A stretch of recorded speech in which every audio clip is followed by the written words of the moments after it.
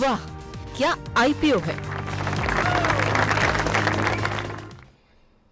वाह क्या आईपीओ हमारा खास सेगमेंट। और ये सेगमेंट खास और ज़्यादा हो जाता है जब एक साथ 5-5 आईपीओ खुले हुए हों और तमाम दर्शक जो तमाम निवेशक हैं वो कंफ्यूज हैं कि आखिर में निवेश करें किसमें। बहुत लोग पांचों में लगा रहे हैं, बहुत लोगों के पास सीमित पैसे, वो एक दो में चुनने की कोशिश कर रहे हैं। लेकिन आपको कहाँ निवेश करना चाहिए, इस पर हम लगातार पैनी निगाह बनाए हुए हैं, तमाम एक्सपर्ट्स रिव्यू दे रहे हैं और लगातार मैनेजमेंट से बातचीत भी कर रहे हैं कि कंपनी क्या कर रही है। आज भी हमारे साथ इस कार्यक्रम में बातचीत करने के लिए दो खास मैनेजमेंट जुड़ेगी और एक खास मैनेजमेंट हमारे साथ जुड़ चुके हैं। इरेडा के सीएमडी हमारे साथ प्रदीप कुमार जी जुड़ चुके हैं। प्रदीप जी, पहले तो बहुत बहुत स्वागत है सर आपका आपके आईपीओ के लिए, और जिस तरह का रिस्पांस मिल रहा है लोगों ने हाथों हाथ लिया हुआ है, तो बहुत बहुत शुभकामनाएं सर आपको। विपुल जी, बहुत बहुत धन्यवाद हमें बुलाने के लिए। इसमें धन्यवाद। ऑलरेडी आप देख रहे हैं आईपीओ काफी रफ्तार पे चला है। कल तक कुछ 456, कैसा आंकड़ा देखिए, बहुत 4.56 तो 456 हो चुका था। नहीं, बहुत शानदार, बहुत शानदार सर। और आपके जी जी बहुत बहुत अच्छी प्रतिक्रियाएं मिल रही है जी। आज अभी 14.49 हो चुका है। चलिए अभी तो सर देखिए बाजार बंद होते होते क्या स्थिति रहती है, काफ़ी शानदार मिल रहा है। तो आपके चेहरे की मुस्कुराहट बता रही है कि किस तरीके से लोगों ने हाथों हाथ लिया हुआ है आईपीओ को। तो आपके पास एक एक करके कुछ एक सवाल हैं, वो हम पूछें उससे पहले जरा शौर्य से बेसिक आंकड़े क्या कुछ कह रहे हैं वो समझ लेते हैं। शौर्य बताइए जरा, क्या कुछ इस समय आंकड़े लेटेस्ट अपडेट क्या कुछ है? जी, लेटेस्ट अपडेट आंकड़ों में इम्प्रूवमेंट नज़र आ रहा है। वो नज़र आ रहा है सब्सक्रिप्शन के आंकड़े काफ़ी अच्छे हैं। आज 12:30 बजे था कि 7.76 टाइम्स भर चुका था। और अगर हम जीएमपी देखें तो ये लगातार बढ़ता हुआ नज़र आ रहा है। कुछ दिन पहले 6 था, फिर 9 हुआ। अभी ग्रे मार्केट में इरेडा को 10 रुपये का प्रीमियम मिल रहा है, जो से क्लोज टू 31% के प्रीमियम पर लिस्टिंग दिखा रहा है। तो शानदार जो है इस समय की स्थिति देखने को मिल रही है, शानदार सब्सक्रिप्शन के आंकड़े और ग्रे मार्केट में भी काफ़ी अच्छा प्रीमियम। सर आज के सवाल को शुरू करें उससे पहले एक छोटी सी टिप्पणी आपसे जानना चाहेंगे कि जो सरकारी कंपनियां होती हैं वहाँ पे बड़ी लंबी प्रक्रिया लगती है आईपीओ लाने में, लेकिन इतनी जल्दी मंजूरी मिली और आप लोग आईपीओ लेकर के आ गए। ये मतलब लोगों के मन में चर्चा का विषय है कि आखिर में कोई सरकारी कंपनी इतनी तेज़ी से काम कैसे कर रही है।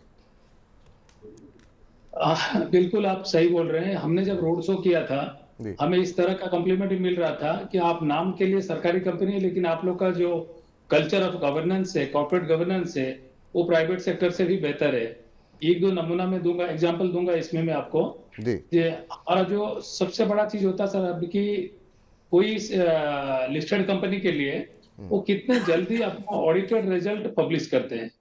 जैसे सेबी का नियम का हिसाब से हर क्वार्टर में हमें लिमिटेड रिव्यू करना होता है, जैसे हम डेट लिस्टेड हैं, पर हम हर क्वार्टर में 2 साल से अधिक हो गया फुल ऑडिट करके पब्लिश करते हैं। सितंबर का जो हमारा हाफ ईयरली हुआ 23 दिन में हमने पूरा ऑडिट करके पब्लिश किया, और जो लास्ट का एनुअल ऑडिट क्लोज हुआ था 31 मार्च 2023 का, वो हम 25 दिन में किए थे।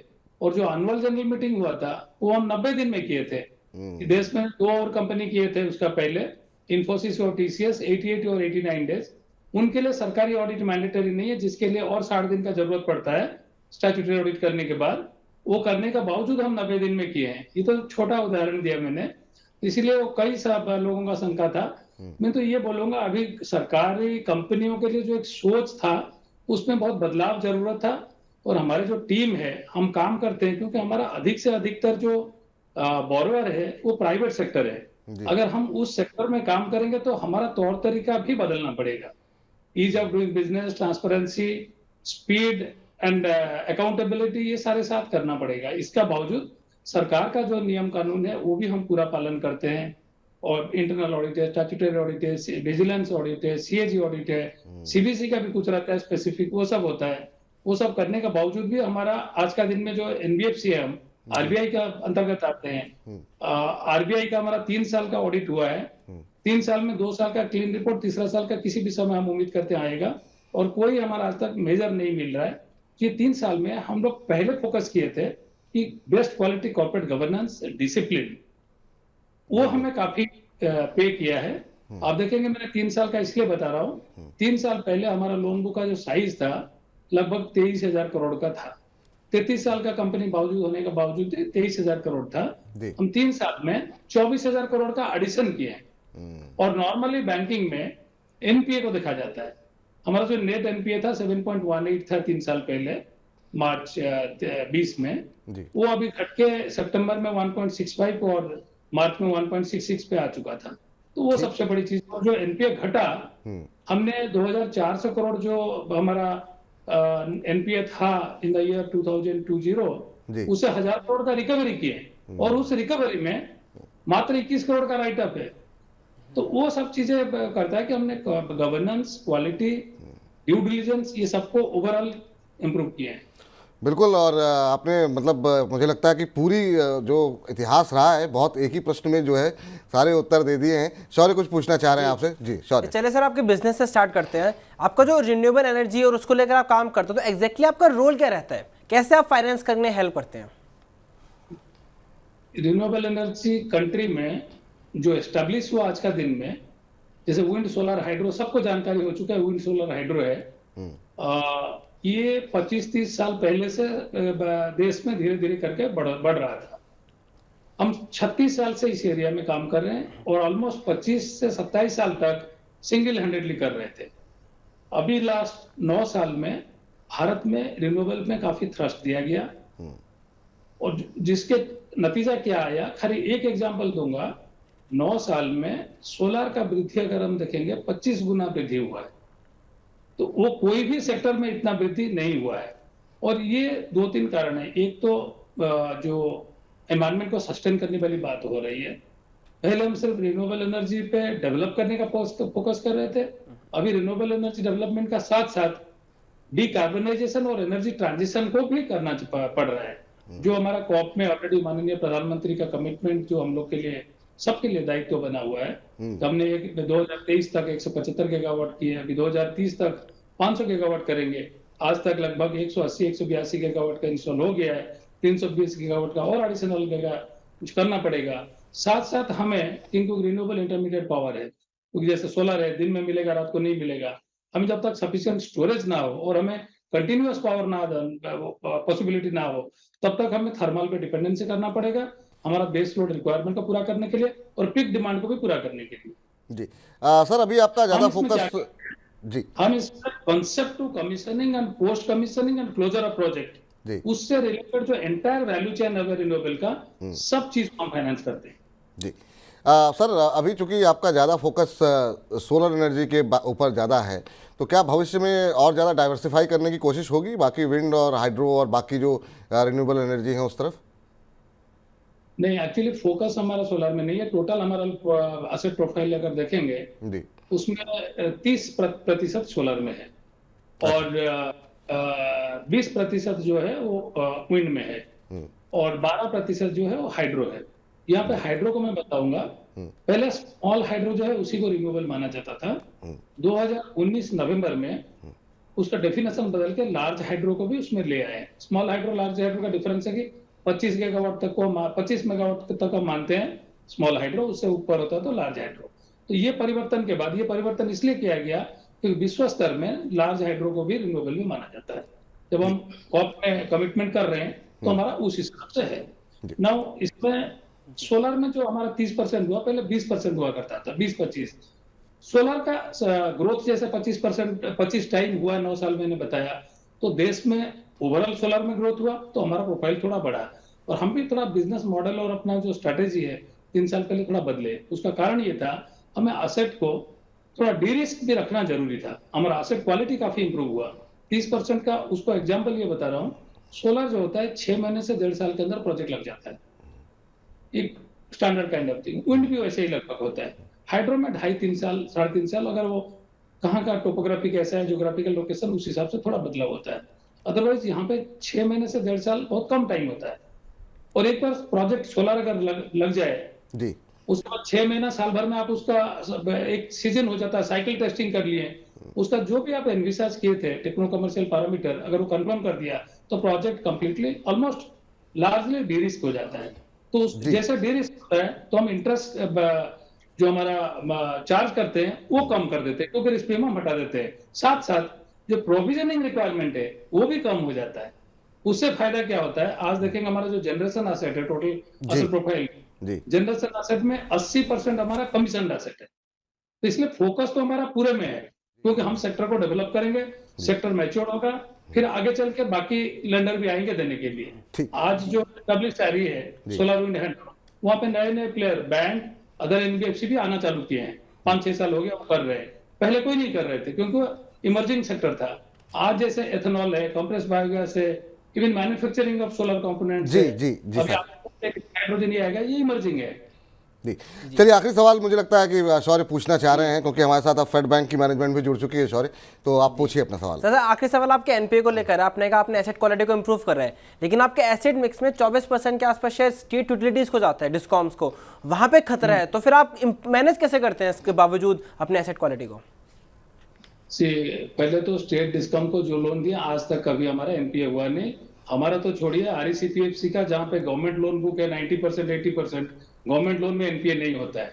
कुछ ना कुछ स्कीम डिवाइस करके करते हैं ना। आप डिस्कम का बात बताएं, डिस्कम लास्ट लेग होता है ये एंटायर इकोसिस्टम का, जो लास्ट चेन है, जनरेशन, ट्रांसमिशन, डिस्ट्रीब्यूशन, तो सबका जो इनएफिशिएंसी जाकर वही रिफ्लेक्ट हो जाता है। क्योंकि जैसे कई राज्य में वो सब्सिडी अनाउंस करते हैं लेकिन उसका बजट प्रोविजन नहीं करते, और गवर्नमेंट डिपार्टमेंट में यूज करते हैं, उसका पेमेंट नहीं आता है। तो ये सब डिस्कम का बुक में अकोमुलेट होता है। आप देखेंगे साल भर पहले अकोमुलेटेड ड्यूज जो डिस्कम का था 1,35,000 करोड़ था। जब मिनिस्ट्री ऑफ पावर ने लास्ट ईयर नए स्कीम लेके आए, along with additional prudential norms की नया स्कीम था LPS, late payment surcharge charges, plus RDSS, जो आपका पूरा डिस्ट्रीब्यूशन सिस्टम को रिवाम्प करने के लिए। उससे क्या कि डिस्कम का एफिशिएंसी इंप्रूव होगा और पावर ट्रांसमिशन डिस्ट्रीब्यूशन सेक्टर का एफिशिएंसी इंप्रूव होगा। उसका नतीजा देखिए, ऑलमोस्ट लगभग एक साल के अंदर आउटस्टैंडिंग ड्यू जो था 1,35,000 करोड़, वो घट के 67,000 करोड़ सितंबर में आ गया, और जो एटीएमसी लॉसेस था 22%, वो घट के 18% में आ गया। और आगे चल के जैसे पूरा आरडीएसएस स्कीम एलपीएस इंप्लीमेंट हो जाएगा सारे स्टेट में 1-2 साल के अंदर, उसका ये एटीएमसी लॉसेस लगभग 10-12 % तक आने का उम्मीद है। तो डिस्ट्रीब्यूशन कंपनी का हमारा 20,000 करोड़ है, उसमें कोई हमारा रिस्क है नहीं। चलिए बहुत अच्छी बात है सर। और इस बीच हम लोगों की बात करते करते सब्सक्रिप्शन के आंकड़े और बढ़ गए हैं आपके। अब 8.17 गुना जो है से ज़्यादा जो है सब्सक्रिप्शन जो है वो देखने को मिल रहा है। तो काफ़ी तेज़ी के साथ सब्सक्रिप्शन के आंकड़े बढ़ते हुए दिखाई दे रहे हैं। हमारी तरफ से बहुत बहुत शुभकामनाएं। 14 पर क्रॉस कर चुका था जब हम स्टार्ट किया बातचीत करने। अच्छा, तो हो सकता है मेरे पास लेटेस्ट आंकड़े ना हो, चलिए माफ़ी चाहते हैं आपसे, लेकिन 14.16 चलिए बहुत बढ़िया सर। हमारा जैसे मैंने बोला प्राइवेट सेक्टर में एनपीए का डर रहता है। हमारा 77% लोन बुक प्राइवेट है, 23 गवर्नमेंट है। और ये गवर्नमेंट थोड़ा बहुत बढ़ा जब हम डिस्ट्रीब्यूशन कंपनी को दिए या स्टेट को दिए, उसका पहले लगभग 90% होता था। 36 साल में मार्च तक देखेंगे हमने 1,07,000 करोड़ फाइनेंस किए थे। हमारा क्यूमुलेटिव राइट ऑफ सिर्फ 203 करोड़ है, तो नेट 0.2% से कम है। प्राइवेट सेक्टर को देने का बावजूद, इमर्जिंग सेक्टर को देने का बावजूद, फिर भी ये नहीं। तो इसी वजह से इस तरह इतना ज़्यादा हम देख रहे हैं, ग्रे मार्केट प्रीमियम भी देखने को मिल रहा है, और इसी तरह हम देख रहे हैं सब्सक्रिप्शन के आंकड़े बढ़ते हुए दिखाई दे रहे हैं। हमारी तरफ से बहुत बहुत शुभकामनाएं सर आपको।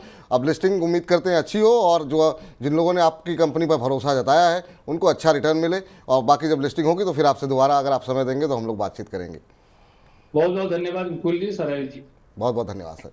चलिए अगले मेहमान के पास हम जाएंगे, लेकिन उससे पहले संतोष जी से एक टिप्पणी ले लेते हैं। संतोष सर, अभी इरेडा के आईपीओ को शानदार रिस्पांस, आज आखिरी दिन है यहाँ पर, ग्रे मार्केट प्रीमियम भी अच्छा देखने को मिल रहा है। अभी आपने मैनेजमेंट को भी सुना, आपकी क्या राय रहेगी सर इरेडा के ऊपर? मुझे लगता है कि निवेश इसमें करना चाहिए आईपीओ में, क्योंकि जो प्राइसिंग जो है उस पर थोड़ा सा लीवे दिया गया है इन्वेस्टर को, क्योंकि प्राइस टू बुक जो है 1.13 के आसपास है। और अगर इनके पीएस को देख लें, आरईसी जो है उसको 1.4 टाइम्स है। तो मुझे लगता है कि 7-8 रुपए हो सकते हैं कि आपको लिस्टिंग पे मिल सकते हों। और ये चूंकि प्राइसिंग ठीक रखी गई है, और चूंकि ये कह लें कि रिन्यूएबल एनर्जी सेगमेंट को फाइनेंस करते हैं, तो वो एक और ऐसा जगह है जहाँ पर कि आपको ईएसजी की रेटिंग काफ़ी ज़्यादा मिलती है, पैसे भी आपको बहुत सस्ते मिल सकते हैं। तो उस लिहाज से मुझे लगता है कि आईपीओ में अप्लाई करना चाहिए। आईपीओ में अप्लाई करना चाहिए सर। ये लॉन्ग टर्म के लिए आपकी राय रहेगी, या लिस्टिंग गेन के लिए, या फिर दोनों के लिए?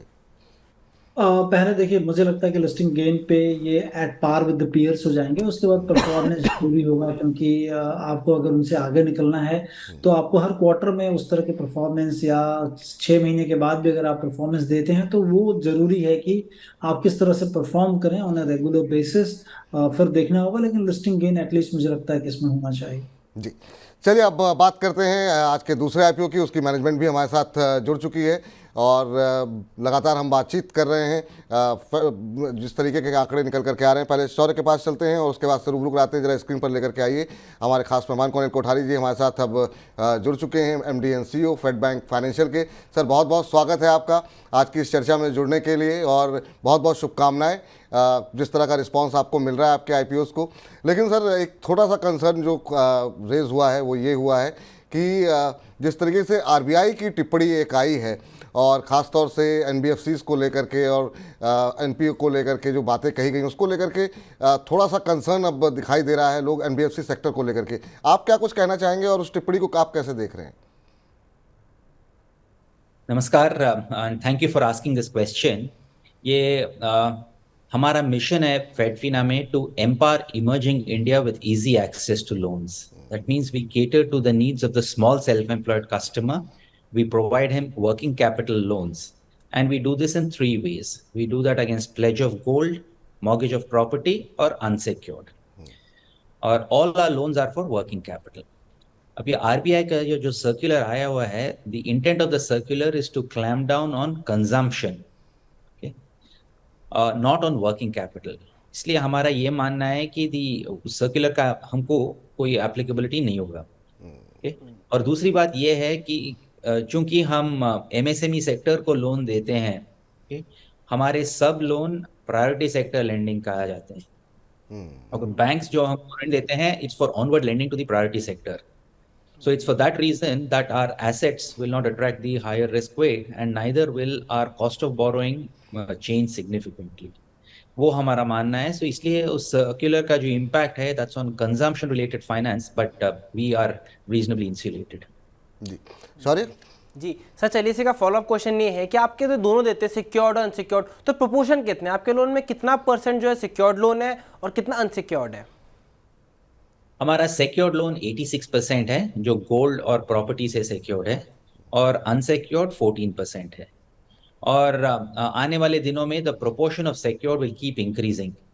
इसका ये कारण है कि अनसिक्योर्ड का जो रीपेमेंट पीरियड होता है वो 36 महीने के लोन देते हैं, वो 30 महीने में रीपे हो जाते हैं. और सिक्योर्ड लोन हम 15 साल के लिए देते हैं, वो 8 साल में रीपे हो जाते हैं. इसलिए with every passing quarter the proportion of secured loans in the business will keep increasing.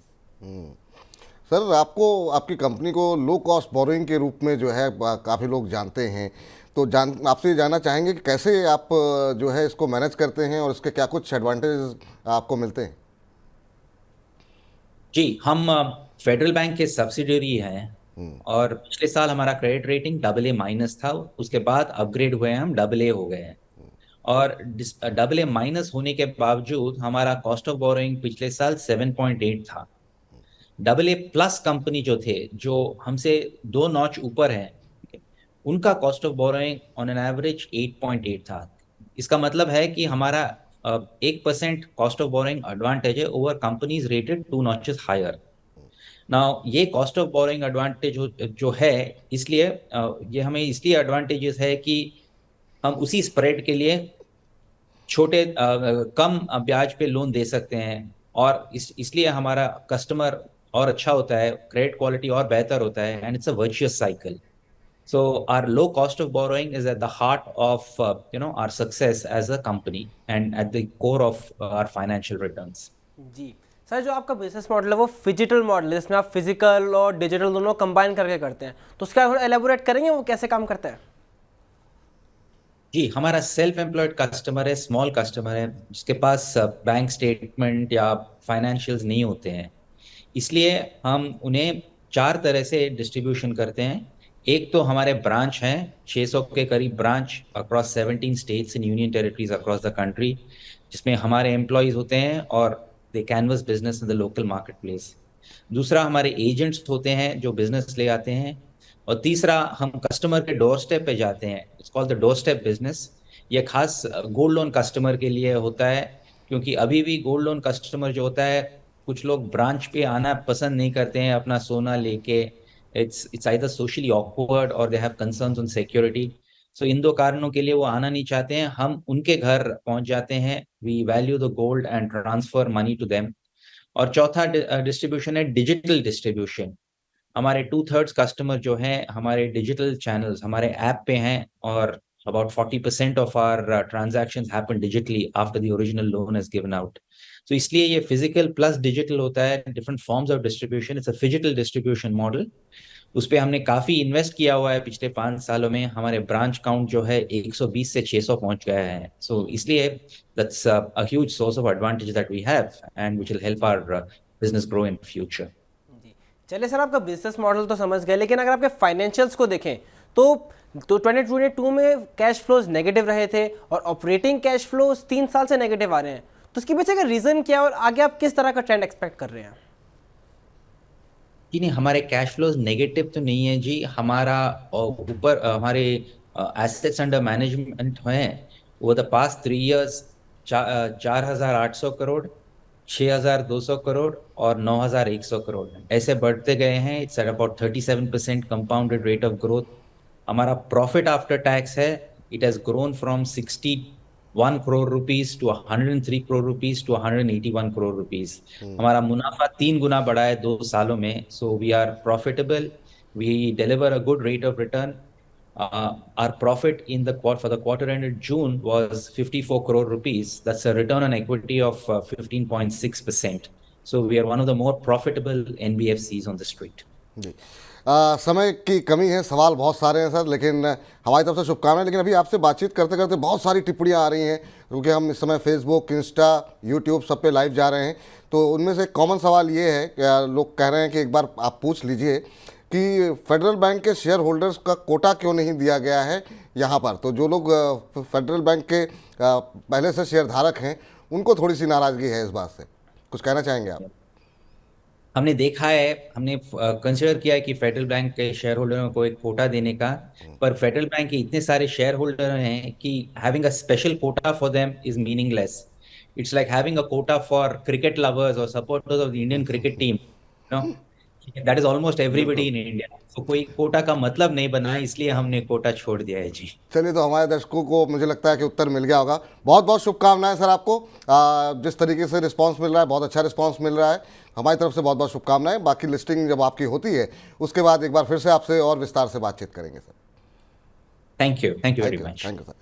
चलिए, इस बीच अब आगे बढ़ते हैं और जो है चलते हैं जरा संतोष जी के पास और संतोष जी से समझते हैं कि पहले शौर्य से पूछ लेते. शौर्य, यहाँ पे ग्रे मार्केट प्रीमियम क्या है और क्या कुछ आंकड़े करें?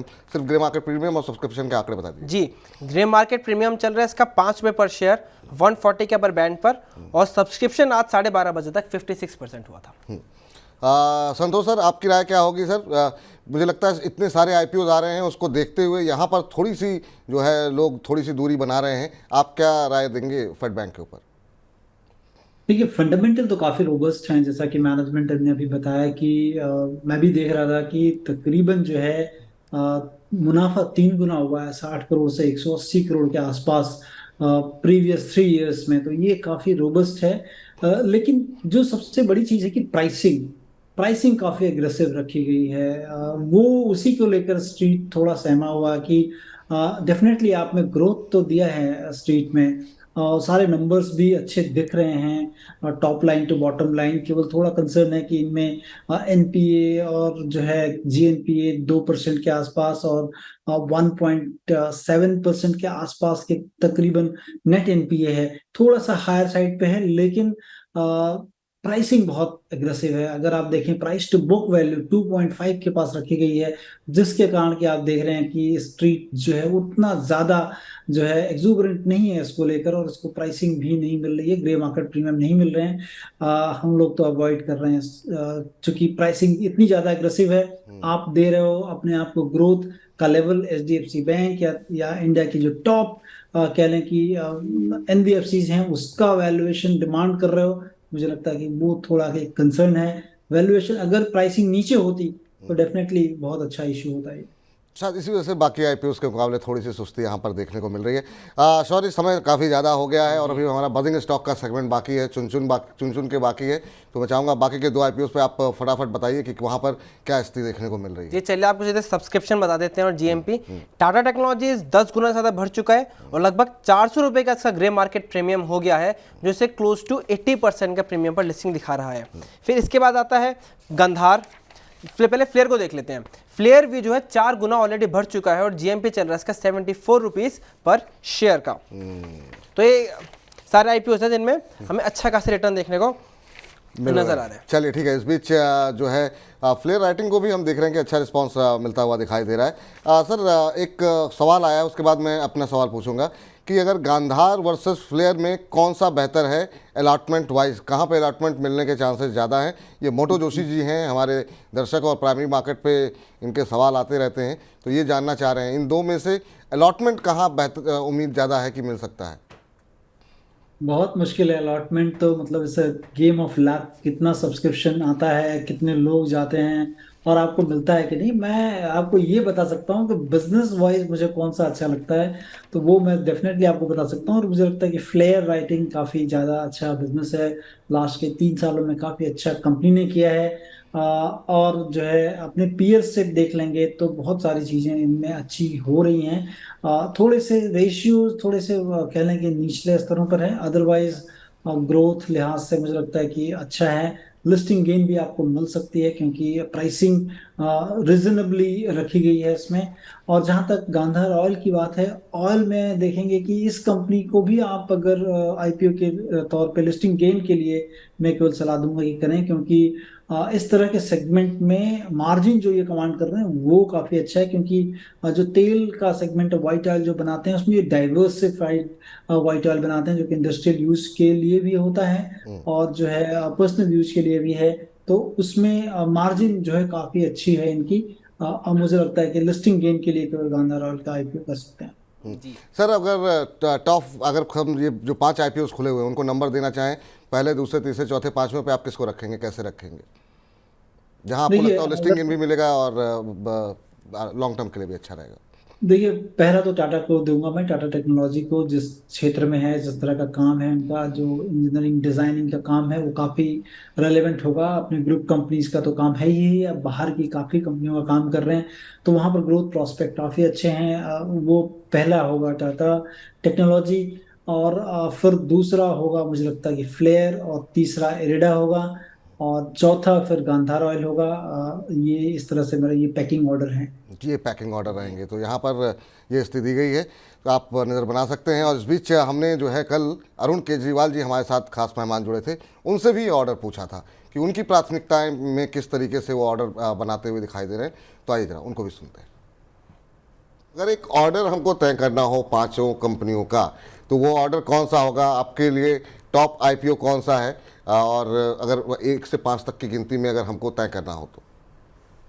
विपुल जी, ये आपने बहुत आसान सा सवाल पूछा है, इसका मैं स्पष्ट जवाब देता हूं। 1 नंबर पे आएगा टाटा टेक्नोलॉजी, दूसरे नंबर पे आएगा इरिडा, तीसरे नंबर पे जिसे कहते हैं टाई है फ्लेयर इंडस्ट्रीज और गंधार, और 5वें नंबर पे जो है फेडफिना। अब निवेशक को जैसा चूज करना है वो चूज करके अप्लाई कर सकता है। तो नंबर पहले और नंबर आखिरी को लेकर के कोई कंफ्यूजन नहीं है, संतोष जी भी वही मान रहे हैं और यहाँ पर जो है अरुण केजरीवाल जी भी वही मान रहे हैं। सॉरी, बहुत बहुत शुक्रिया। एक बार बताया था गंधार और फ्लेयर की बात करें, समय नहीं है, सॉरी, फिलहाल के लिए रुकना पड़ेगा आपको। फिलहाल वाह क्या आईपीओ में इतना ही। वाह क्या आईपीओ है।